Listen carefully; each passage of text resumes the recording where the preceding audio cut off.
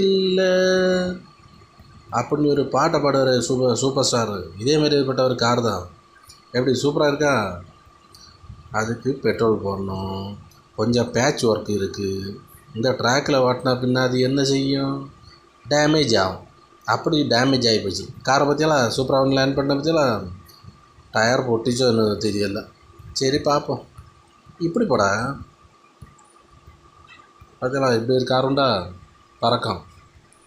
காரை தரையில் இறக்கி விட்டாச்சு. காரை தரையில் இறக்கி விட்டுட்டு பேராஷூட்டை எடுத்து நான் பாட்டுக்கு போயிட்டே இருக்கேன்.